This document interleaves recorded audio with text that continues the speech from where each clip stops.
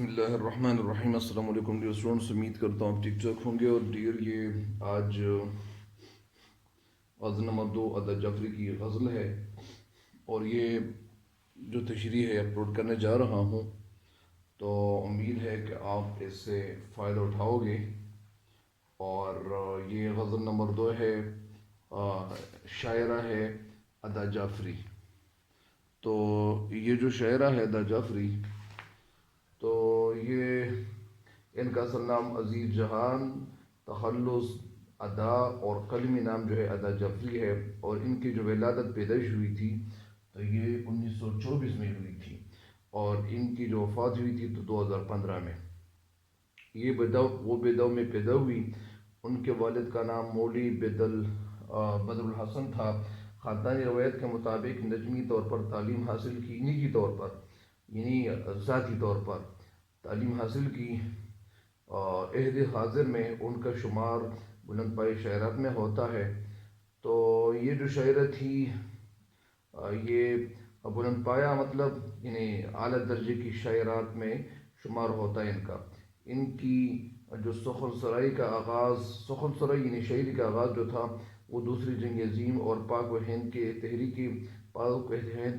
آزادی کے پرآشوب زمانے میں ہوا۔ پرآشوب یعنی پرتر زمانے میں، ایسا زمانہ، ایسا وقت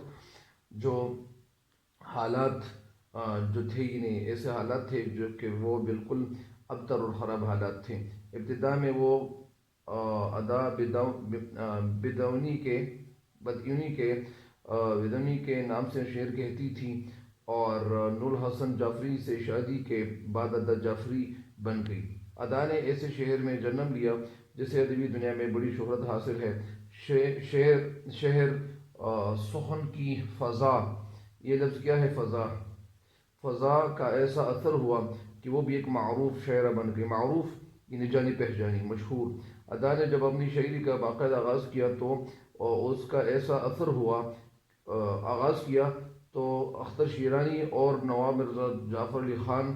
اثر لکھنوی، یہ بھی شاعر تھے بڑے بڑے۔ اثر لکھنوی سے اصلاح لیتی تھی۔ اصلاح یعنی وہ ان کے جو اشعار ہوتے تھے اس میں ادھر یا اونچ نیچ جو ہوتی تھی تو اس میں مطلب یا ایسی بات کہ شاعر کہتے ہوئے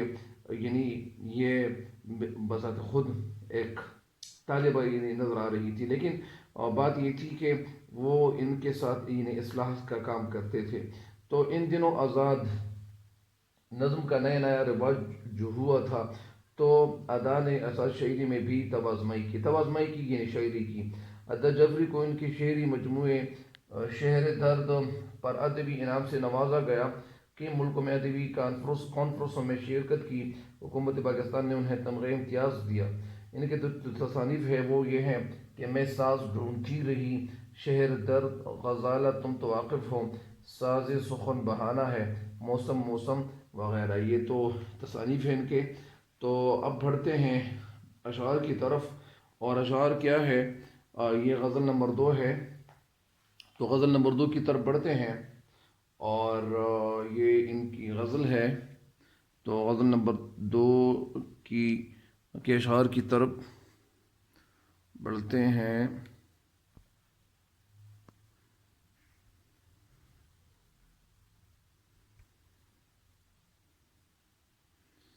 یہ اچھا، غزل نمبر 2، کیا جانیے، شعر نمبر 1، کیا جانیے کس بات پہ مغرور رہی ہوں، کیا جانیے کس بات پہ مغرور رہی ہوں، کہنے کو تو جس راہ چلایا ہے چلی ہوں، تم پاس نہیں ہو تو عجب حال ہے دل کا، تم پاس نہیں ہو تو عجب حال ہے دل کا، یوں جیسے میں کچھ رکھ کے کہیں بھول گئی ہوں۔ کیا جانیے کس بات میں مغرور رہی ہوں، کہ میں کیا بتاؤں کہ میں جو غرور کر رہی ہوں، کس بات میں غرور کر رہی ہوں، کس بات پہ؟ یعنی میں تو مغرور نہیں ہوں، میں تو غرور نہیں کر رہی ہوں۔ کہنے کو تو جس راہ چلایا ہے چلی ہوں، تو نے جس راستے پہ مجھے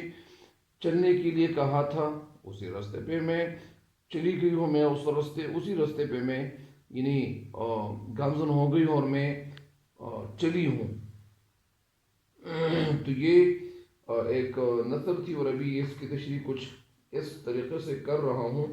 شاعر اس شعر میں کہنا کیا چاہتے ہیں؟ شاعر اس شعر میں کہتے ہیں کہ اللہ تعالیٰ نے عورت کو فطری طور پر نازک مزاج اور رحم دل پیدا کیا ہے، یعنی فطری طور پر اللہ تعالیٰ نے عورت کے اندر یعنی یہ ایک نرمی رکھی ہوئی ہے، ان کا دل نرم ہی ہوگا، اور اس کی جو فطرت ہے، عورت کی فطرت میں ہر درجہ لچک ہے، فلیکسیبلٹی ہے۔ مطلب اس کا یہ ہے کہ وہ گزارا کرنے والی ہوتی ہیں، وہ معمولی بات پہ وہ لڑائی جھگڑنے پہ نہیں اترتی، اسی طرح ان کے اندر بے پناہ جو خوبیاں ہوتی ہیں وہ موجود ہوتی ہیں، اور جس سمت اسے موڑا جائے تو مڑ سکتی ہے، یعنی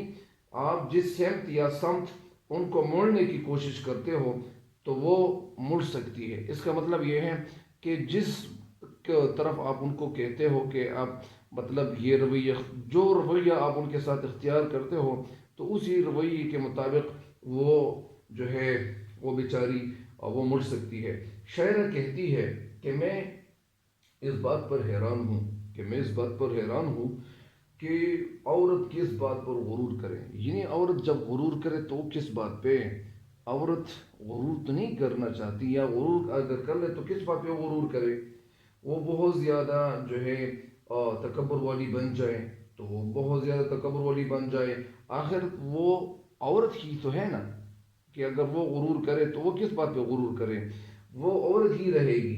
اور اسے مرد کے سامنے جھکنا ہی پڑتا ہے۔ اس کا مطلب یہ ہے کہ مرد جو ہوتے ہیں تو مرد کو اللہ تعالیٰ نے مضبوط بنایا ہوا ہے، اللہ تعالیٰ نے مرد کو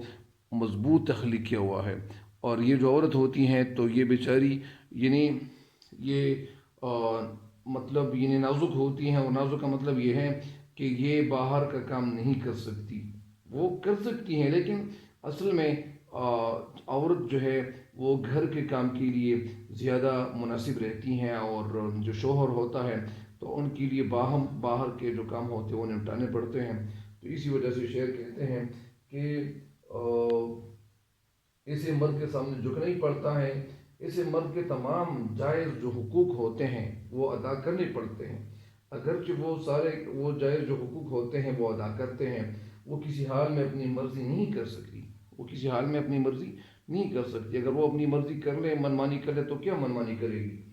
وہ ایک خاتون کے لیے یعنی یہ بات جو ہے وہ زیب نہیں دیتا، یہ فائدہ نہیں دیتا، یہ بات اگر وہ غرور کر لے یہ ان کو فائدہ نہیں دے سکتا،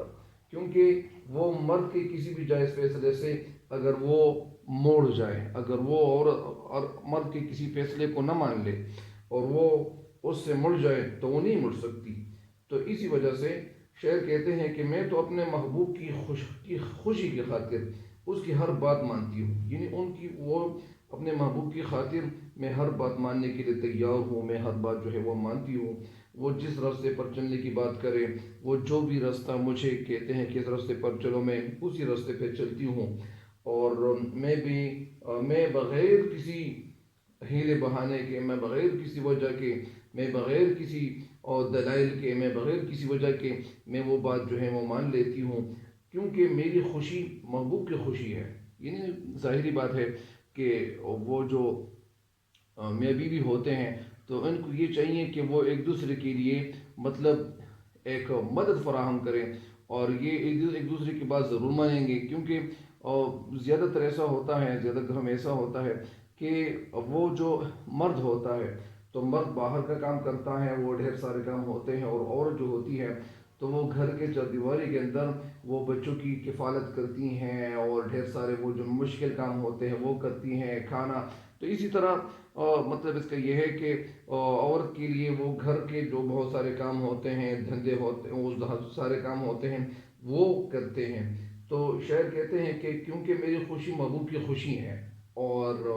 میری کامیابی اس کی کامیابی میں جو ہے وہ مضمر ہے، یعنی میری اور ان کی کامیابی دونوں جو ہے، یعنی یہ دونوں کامیابی جو ہے، یعنی دونوں کی کامیابی، یعنی میری کامیابی اس کی کامیابی میں پوشیدہ ہے، یعنی میری کامیابی اور ان کی کامیابی ایک جیسی کامیابی ہے۔ اور ایک کامیاب عاشق کے لیے ضروری ہے، ایک کامیاب عاشق کے لیے کیا ضروری ہے، کون سی بات ضروری ہے، کون سی بات پہ عمل کرنا ضروری ہے، کہ وہ اپنے محبوب کی ہر مرضی کو اپنی مرضی سمجھے۔ اس کا مطلب یہ ہے کہ محبوب کی مرضی جو ہوتی ہے تو وہ محبوب کی مرضی کے مطابق جو ہے، شاید عاشق کہتی ہیں کہ عاشق کے لیے ضروری ہے کہ وہ اپنے محبوب کی ہر مرضی کو اپنی مرضی سمجھے، ان کی رضا اپنی رضا سمجھے، تبھی اسے اپنا مقصد مل سکتا ہے، اور ان کی زندگی جو ہے یہ خوبصورت بن سکتی ہے، یہ اپنی زندگی میں کامیاب ہو سکتی ہیں، اور دونوں جب ایک دوسرے کے لیے مطلب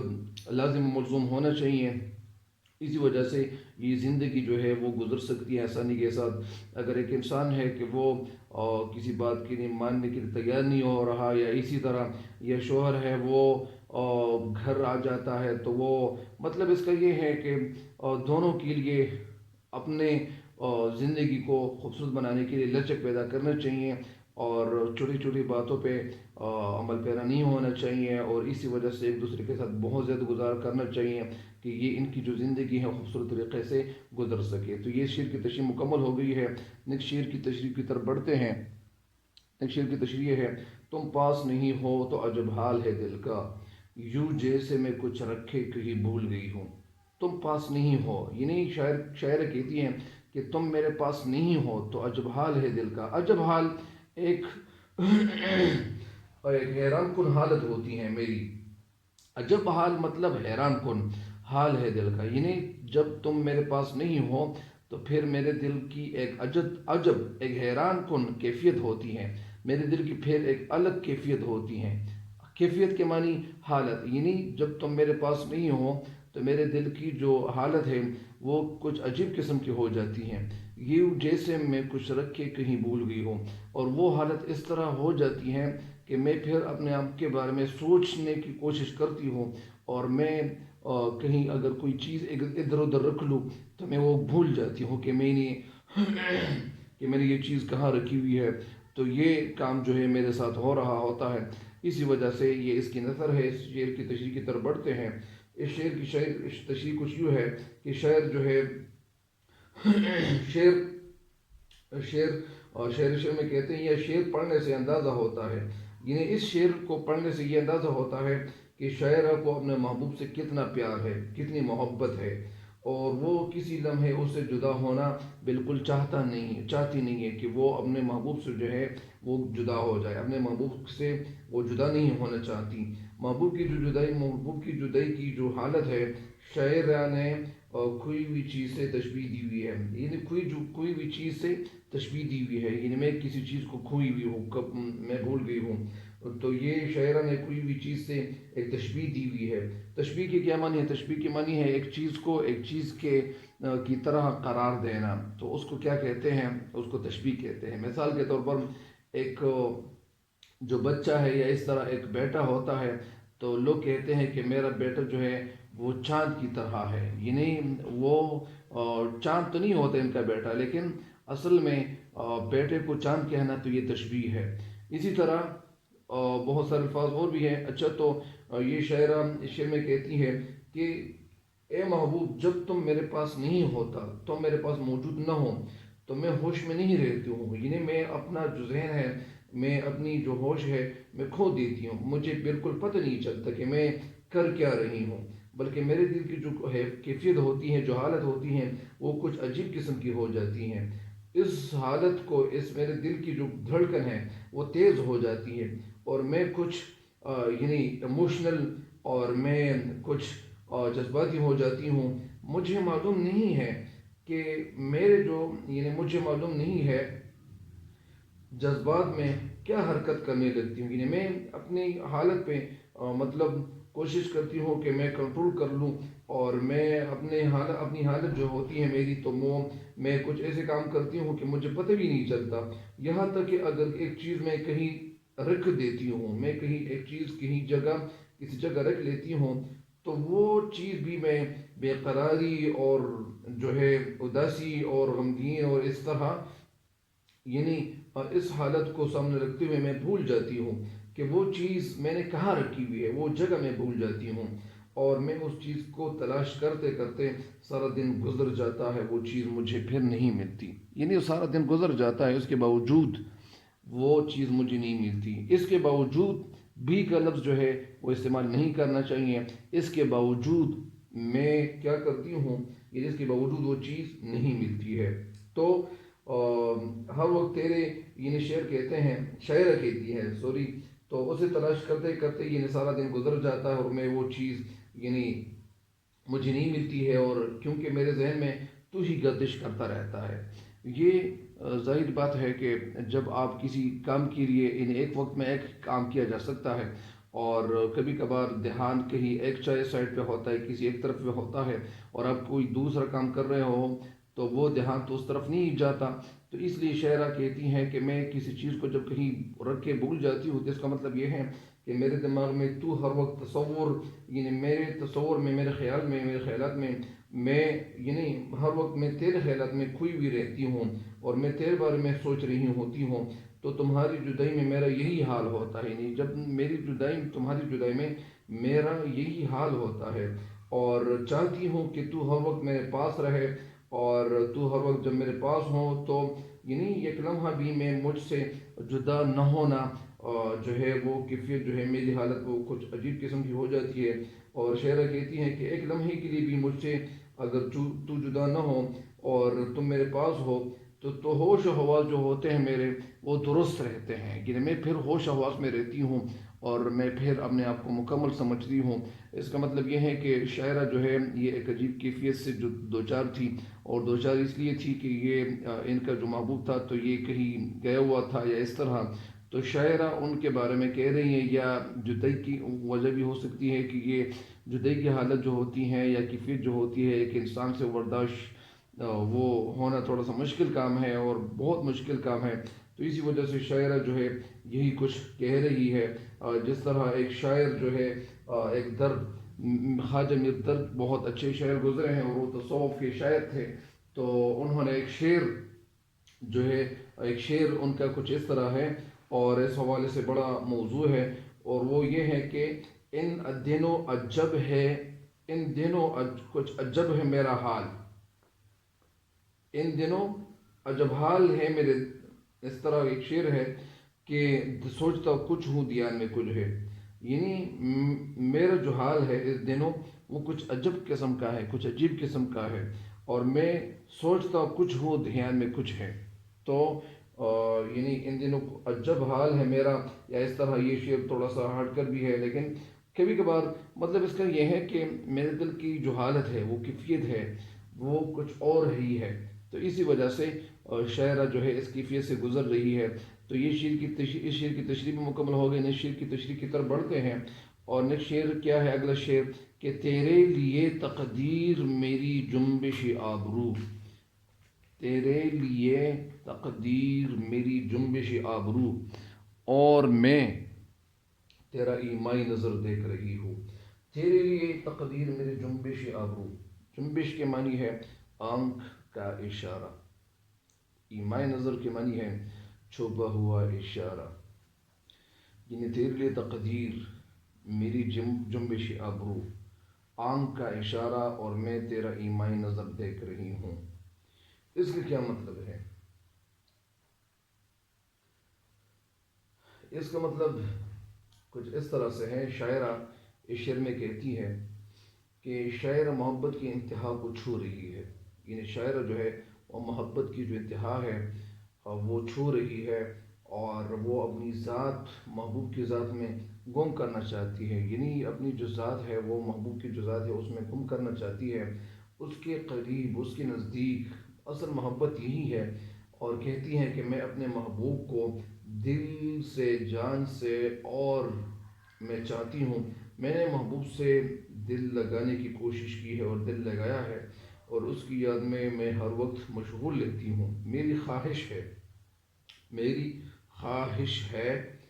کہ جس طرح میں اسے چاہتی ہوں وہ بھی مجھے اس طرح چاہے. یعنی ظاہری بات ہے کہ اگر آپ کسی کے ساتھ محبت کرتے ہوں تو محبت کا جو محبت سے دینا چاہیے. اسی وجہ سے محبت کا جو محبت سے نہیں دو گے تو پھر ظاہری بات ہے کہ وہ محبت جو ہے وہ رسی جو ہے وہ کمزور پڑ جاتی ہیں اور وہ دونوں کے دلوں میں پھر رکھنے پڑ جاتے ہیں وہ گیپ اور اس طرح ایک جگہ خالی آ جاتی ہے. تو شاعرہ کہتی ہیں کہ جس طرح میں اسے چاہتی ہوں ظاہری بات ہے کہ وہ بھی مجھے اس طرح چاہے. میرے اور اس کے درمیان جو تمام تکلفات ہوتے ہیں وہ تکلفات ختم ہو جائیں اور وہ جو تکلفات ہے وہ بے تکلفی ہو جائیں اور میری جو آبرو ہے یعنی آنکھ کا اشارہ سے اس کی تقدیر سنور سکے. یعنی میری جو آبرو ہے میری آبرو کے ایک اشارے سے اس کی تقدیر سنور سکے. یعنی میری آبرو سے مطلب میری جو آنکھ کا اشارہ ہے اس کی وجہ سے اس شخص کی یعنی وہ میرے محبوب کی جو ہے تقدیر بدل جائے. یعنی میں اس پہ اشارہ کروں اور وہ بغیر کسی وجہ سے وہ اس پہ عمل کرے. مطلب اس کا یہ ہے کہ یعنی عورت چاہتی ہے کہ میری مطلب یہ میرا جو شوہر ہے وہ میرے اشاروں پہ چلے تو میری خوشی کا اشارہ اسے خوش کر دے اور میری جو خوشی ہے کا اشارہ ہے اسے خوش کرنا چاہیے اور غم کا جو اشارہ اور غم کا اشارہ اسے اداس کر دے. یعنی میں اگر اداس ہوں تو وہ بھی اداس رہے اور اگر میں خوش ہوں تو اسے بھی خوش رہنا چاہیے. اس طرح میں بھی اس کے ایک ایک عادت سے واقف ہو سکوں تاکہ میں جب مطلب اس کا یہ ہے کہ جب ہم دونوں ایک دوسرے کے ہم خیال بن جائیں گے اور ایک معمولی بات یا اس طرح وہ جو بھی بات ہوتی ہیں وہ ایک دوسرے کے ساتھ شیئر کر سکیں گے تو وہ ظاہری بات ہے کہ اس کے ایک ایک عادت سے میں واقف ہو جاؤں گی, میں آشنا ہو جاؤں گی اور مجھے پتہ چلے گا کہ میرے جو محبوب ہے میرا محبوب ہے اس کے دل کی حالت کیسی ہے, کیا مسئلہ ہے. تو یہ جب کوئی مسئلہ ہوگا کوئی مسئلہ کھڑا ہوگا تو ہم دونوں مل بیٹھ کے وہ مسئلہ حل کرنے کی کوشش کریں گے اور میرے شوہر کی جو زندگی ہوگی وہ پرسکون ہوگی, ان کو کوئی مسئلہ نہیں ہوگا. تو یہ شاعر چاہتی ہیں اور دونوں کے درمیان ہر معاملے میں جب وہ فہم ہو اور اس طرح فہم و تفہیم سے وہ کوئی مسئلہ ہو یعنی مطلب کوئی مسئلہ پیدا ہو اور ہم اس مسئلے کو خوبصورت طریقے سے خوش اسلوبے سے ہم اسے حل کر سکیں اور پھر زندگی کا مزہ بھی آ جاتا ہے. تو ایک دوسرے کے لیے ایسا کرنا چاہیے کہ دنیا کے لیے ہم مثال بن جائیں. یعنی ہمیں ایک ایسے کام کرنے چاہیے کہ لوگ ہمارے حوالے سے مثال دینا شروع کریں کہ یہ تو لامثال اور بے مثال جوڑی ہے. لوگ ہماری محبت کی تعریف کریں اور لوگ ہماری محبت کی پیروی کرے, وہ فالو کرے اور ہمیں مثال کے طور پر اپنی زندگی کا ایک مقصد بنانے کی کوشش کرے کہ یہ لوگ اگر یہ جو کام ہے یہ تو لوگ ان سے ہی سیکھیں. یا اسی طرح میری جدائی اس کے لیے ایک ناقابل برداشت ہو اور میری خوشی اپنی خوشی اور میرا غم اپنا غم تصور کر لے. یعنی اس کا مطلب یہ ہے کہ میری جو جدائی ہے وہ اس کے لیے ناقابل برداشت ہو, یعنی برداشت مطلب برداشت سے باہر ہو اور میری خوشی ان کی خوشی بن جائے. تو یہ اور میرا جو غم ہے وہ ان کا غم وہ اپنا غم تصور کر لے. تب جو ہے وہ محبت کا مزہ اور تب پیار کا مزہ اور تب محبت کا مزہ آ جاتا ہے. جس طرح غالب جو ہے وہ کچھ اس طرح رقم تراز اور کہتے ہیں کہ چاہت کا مزہ تب ہے کہ وہ بھی ہو بے قرار, چاہت کا مزہ تب ہے کہ وہ بھی ہو بے قرار, دونوں طرف ہو آگ برابر لگی ہوئی. یعنی اس کا مطلب یہ ہے کہ جب چاہت دونوں طرف سے ہو اور دونوں طرف سے وہ محبت ہو, دونوں طرف سے محبت کا اظہار ہو رہا ہو تو پھر ظاہری بات ہے کہ وہ محبت ہی ہوگی. محبت کو تصور کیا جا سکتا ہے, لیکن جب دونوں طرف جو ہے وہ ایک دوسرے کے لیے کچھ اچھے جذبات نہیں رکھتے ہو تو پھر ظاہری بات ہے کہ وہ محبت دیر تک اور پائیدار محبت نہیں ہو سکتی. اسی لیے دونوں کے دل میں جو حسد ہے اور ایک دوسرے کے لیے محبت پیدا کرنی چاہیے اور اسی وجہ سے تب یہ زندگی جو ہے خوبصورت طریقے سے گزر سکتی ہے. اگر دونوں کے دل میں محبت ایک دوسرے کے لیے نہ ہو اور وہ پھر ظاہری بات ہے کہ ان کی زندگی جو ہے وہ کچھ وقت کے لیے تو اچھی رہے گی لیکن پھر وہ ایک دوسرے کے ساتھ ایک دوسرے سے الگ بھی ہو سکتے ہیں. تو لہٰذا دونوں کو ایک دوسرے کے لیے یعنی اس انڈرسٹینڈنگ کی ضرورت ہوتی ہے. اس شعر میں یہی کہتے ہیں کہ یعنی اور جو ہے وہ یہ چاہتی ہے کہ میرے محبوب اور ہم دونوں ایک دوسرے کے ساتھ یعنی ہم انڈرسٹینڈنگ رکھنے والے جذبہ ہمارا پیدا ہو جائیں تو پھر ان کی زندگی جو ہوگی تو خوبصورت زندگی ہوگی، اس زندگی کو پھر خوبصورت زندگی تصور کر سکتے ہیں۔ امید کرتا ہوں کہ یہ شعر بھی آپ سمجھ گئے ہوں گے، اس شعر کی تشریح۔ نیکسٹ اگلے شعر کی طرف بڑھتے ہیں۔ شعر نمبر 4 ہے: صدیوں سے میرے پاؤں تلے جنت انسا، میں جنت انسا کا پتہ پوچھ رہی ہوں۔ پتہ، ایک تو پتہ ہے اور ایک پتہ ہے۔ آج کل یہ جو پتہ ہے، پتہ کا لفظ اور پتہ جو ہے پتہ، یہ دونوں ایک ہی طرح لکھا جاتا ہے، لیکن اس حوالے سے بات یہ بھی ہے کہ یہ جو پتہ ہے، پہلے یہ پتہ لکھا جاتا تھا، لیکن آج کل جو یہ لفظ ہے تو یہ اس حوالے سے میں نے یہ بھی دیکھ لیا ہے کہ یہ لفظ جو پتہ ہے، جو درخت کے پتے ہوتے ہیں تو اس کے لیے یہ لفظ ہونا چاہیے، لیکن یہ لفظ جو ہے پتہ کے لیے بھی اور پتہ کے لیے، دونوں کے لیے یہ لفظ جو ہے آج کل موزوں اور مناسب سمجھا جا رہا ہے۔ اور جو ڈاکٹر صاحبان ہیں تو وہ اس لفظ کے بارے میں سوچ رہے ہیں اور وہ کہہ رہے ہیں کہ یہ لفظ جو ہے استعمال کرنا چاہیے اور مستعمل ہونا چاہیے۔ تو صدیوں سے میرے پاؤں تلے جنت انسا، یہ ظاہری بات ہے کہ یہ صدیوں سے مطلب یعنی جنت جو ہے ماں کے پاؤں یعنی کے نیچے ہے، تو یہ اس طرف اشارہ ہے۔ میں جنت انسان کا پتہ پوچھ رہی ہوں، تو یہ اس شعر میں مطلب اس کا یہ ہے کہ سال ہا سال سے یہ بات سمجھ میں آ رہی ہے اور سال ہا سال سے یہ بات کی جا رہی ہے کہ جنت جو ہے تو ماں کی جنت، یعنی جنت ماں کے پاؤں تلے ہیں، یعنی ماں کے پاؤں کے نیچے جنت ہے۔ اس کا مطلب یہ نہیں ہے کہ ماں کے پاؤں کے تلے جنت ہے، اس کا مطلب یہ ہے کہ جب آپ والدین کی اور یا والد یا بوڑھے جب وہ ہو جائیں تو دونوں میں کسی ایک کی جب آپ جو ہے وہ اتنی خدمت کریں یا ماں کی خدمت کر لیں اور وہ خدمت بہت مستند ہو اور خوبصورت طریقے سے ہو تو یہ انسان جو ہے یہ جنت تک پہنچا سکتا ہے۔ کیا چیز؟ خدمت۔ میں جنت انسان کا پتہ پوچھ رہی ہوں، میں جنت انسان کا پتہ پوچھ رہی ہوں، پتہ یعنی ایڈریس پوچھ رہی ہوں، اس کا یہ مطلب ہے۔ اور اس شعر کی تشریح کی طرف بڑھتے ہیں۔ شاعرہ اس شعر میں کہنا کیا چاہتی ہیں؟ شاعرہ اس شعر میں کچھ یوں کہنا چاہتی ہیں کہ اسلام میں ماں، بہن، بیٹی کی جو حیثیت ہے، عورت کا بہت بڑا مقام ہوتا ہے، اور اسلامی جو شریعت ہے ماں کا مرتبہ بہت بلند ہے، کیونکہ قرآن پاک میں اللہ تعالیٰ نے بار بار ماں سے حسن سلوک کی جو ہے وہ تاکید کی گئی ہے، اس پہ زور دیا گیا ہے، اور بار بار یہ تاکید کی گئی ہے۔ ایک حدیث کا مفہوم ہے کہ ان کے قدموں کے نیچے یعنی جنت ہے، اور یعنی ماں سے محبت کرنے والے جنت کے حقدار ہوں گے۔ شاعرہ کہنا یہ چاہتی ہے کہ اسلام نے عورت کو بہت بلند مرتبہ جو ہے عطا کیا ہوا ہے، اور اس کا مطلب یہ ہے کہ ماں جو ہوتی ہے تو یہ اس کے پاؤں کے نیچے مطلب یعنی جنت ہے۔ تو اسی وجہ سے اسلام میں ماں ہو، بہن، بیٹی کی جو حیثیت ہے، عورت کا بڑا مقام ہے، اس کو بڑے مقام سے سرفراز کیا گیا ہے اسلامی شریعت میں، اور ماں کا جو مرتبہ ہے بہت بلند بتایا گیا ہے اور بہت بلند ہے۔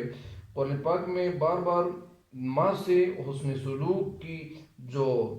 تاکید کی گئی ہے، سختی سے جو تاکید کی گئی ہے یا اسی طرح جو تاکید کی گئی ہے، تاکید کا مطلب زور دیا گیا ہے۔ ایک حدیث شریف کا مفہوم ہے کہ ماں کے قدموں کے نیچے جنت ہے، یعنی ماں سے محبت کرنے والے جنت کے حقدار ہوں گے، یعنی جنت کے مستحق ہوں گے۔ شاعرہ کہتی ہیں کہ اسلام نے عورت کو بہت بلند مرتبہ عطا کیا ہوا ہے، بہت بڑا مرتبہ عطا کیا ہوا ہے، مگر افسوس کا مقام ہے کہ ہم اپنی ماؤں کی بڑی ناقدری کرتے ہیں اور ان کا خیال نہیں رکھتے ہیں۔ شاعرہ سے پوچھنا یہ چاہتی ہیں کہ تم لوگ اپنی ماں سے ایسا سلوک کیوں کرتے ہو جو اللہ تعالیٰ کی ناراضی کا سبب بنتا ہو یا اللہ تعالیٰ کی ناراضی کا سبب بنے؟ اسی وجہ سے تمہاری ماں تمہاری جنت جو ہے وہ ہے، اور اسی سے جتنا پیار کرو گے، جتنی محبت کرو گے، اتنا ہی اللہ تعالیٰ کے قریب جاؤ گے۔ اللہ تعالیٰ کا جو قرب ہے، جو قریب ہے، جو نزدیکی ہے وہ آپ کو ملتی جائے گی۔ ماں باپ کی خدمت کرنا بڑی خوبصورت بات ہوتی ہے، اور بڑی خوبصورت اور بڑی برکت والی بات ہوتی ہے۔ خوش نصیب لوگ وہ ہیں جو اپنی ماں کی قدر کرے، اپنی ماں کی خدمت کرے اور اس کی ہر جائز خواہش پوری کرتے ہیں۔ ایک ماں کو بھی چاہیے کہ وہ اپنی تمام اولاد کے ساتھ ایک جیسا سلوک کرے، اور وہ کسی بھی بیٹے میں، کسی بھی جو بیٹی ہے ان کے ساتھ جو سلوک روا رکھ رہا ہو، یا ان سے سلوک یعنی برابری کا سلوک رکھنا چاہیے۔ ایسا نہیں کرنا چاہیے کہ وہ ایک بیٹے کو زیادہ توجہ دے اور ایک بیٹی کو زیادہ توجہ دے اور دوسری بیٹے کو بالکل اگنور کرے، اور اسی طرح، کیونکہ اس سے جو ہے انسانی جو رشتہ ہوتا ہے وہ مضبوط نہیں رہتا۔ اسی وجہ سے اولاد کے دل میں پھر محبت نہیں رہتی، اور وہ اولاد جو ہے وہ اپنی ماں کی مطلب یعنی ان سے پھر دل میں حسد کرنا شروع کرتی ہیں۔ اسی وجہ سے اولاد کے لیے یعنی جو ماں ہوتی ہیں تو ان کو ایک جیسا سلوک کرنا چاہیے اپنے بیٹوں کے ساتھ، اپنی بیٹیوں کے ساتھ۔ ہر بچے کو اپنی جو جائز حق ہے وہ دلانا چاہیے، تاکہ تمام بچوں کو ایک ہی نظر سے دیکھا جا سکے۔ اگر آپ یعنی اپنی بچوں کی جو نگہداشت کر رہی ہو، یا اسی طرح یعنی وہ بچوں کی جو جس طرح لک افٹ کر رہی ہوتی ہے، اور وہ اس میں تھوڑا سا فرق کریں، کبھی کبھار اس طرح ہو جاتا ہے کہ وہ بیٹا یا اسی طرح جو بیٹے ہوتے ہیں تو بیٹوں میں بھی کبھی کبھار ایسا ہو جاتا ہے کہ وہ ایک بیٹے کے ساتھ زیادہ محبت کرتی ہیں اور دوسرے کے ساتھ اتنا محبت نہیں کرتی، یا اسی طرح جو بیٹیاں ہوتی ہیں تو ایک بیٹے کو زیادہ توجہ دیتی ہیں، دوسرے بیٹے کو زیادہ توجہ نہیں دیتی، کہتی ہیں کہ یہ بیٹی جو ہے مطلب میں ان کو زیادہ چاہتی ہوں۔ یہ اظہار بھی نہیں کرنا چاہیے، اور یہ اظہار کبھی نہیں کرنا چاہیے۔ اظہار اس لیے نہیں کرنا چاہیے کیونکہ اس سے آپ کی جو اولاد ہے، آپ کے جو بیٹے ہیں، آپ کی جو بیٹیاں ہیں، ان کے دل میں محبت نہیں رہے گی، کیونکہ وہ ایک جو گیپ ہے وہ آ جاتا ہے، کیونکہ بچے بھی اس سے محبت کریں گے۔ یعنی اس کا مطلب یہ ہے کہ جب وہ بچوں کے ساتھ ایک جیسا سلوک کریں گے تو بچے بھی اپنے ماں باپ کے ساتھ وہی سلوک کریں گے، اور وہ ایک دوسرے کے دلوں میں محبت وہ ضرور مطلب یعنی اسی طرح پروان چڑھتی جائے گی، اور اسی طرح پروان چڑھنا مطلب یعنی ترقی کرتی جائے گی، اس کی قدر اور احترام کریں گے۔ اس معاشرے میں جو ہے ہر انسان کا حق جو ہے وہ مقرر کیا گیا ہے، اور ماں کا اپنا حق ہے، بچوں کا الگ حق ہے، بیٹے کا الگ حق ہے، والد کا الگ حق ہے، اسی طرح جو رشتہ دار ہیں ان کے الگ حقوق ہیں۔ بچوں کے ساتھ اچھا سلوک رکھنا چاہیے، رشتہ داروں کے ساتھ اچھے رواسم رکھنے چاہیے، اچھے تعلقات رکھنے چاہیے۔ اسی طرح ہر انسان کے لیے الگ الگ حقوق جو ہیں وہ رکھے گئے ہیں، اور یہ تو بچوں کا اپنا حق ہے، ان کی قدر اور احترام کرنا ہر بچے پر فرض ہے۔ یعنی ہر بچے پہ یہ جو ماں کی جو ہے قدر کرنا، احترام کرنا، یہ بالکل لازم ہے اور یہ فرض ہے۔ اس لیے جو ہے حال ہی نے کچھ یہ اس طرح رقم تراز یعنی کہا ہوا ہے کہ تم گھر کی ہو شہزادیاں، شہروں کی ہو آبادیاں، تم گھر کی ہو شہزادیاں، شہروں کی ہو آبادیاں، غمگین دلوں کی شادیاں، دکھ سکھ میں راحت تم سے ہے۔ یعنی وہ جس طرح انہوں نے جو نظم لکھی ہوئی تھی، اور وہ نظم کیا تھی عورت کے حوالے سے تھی کہ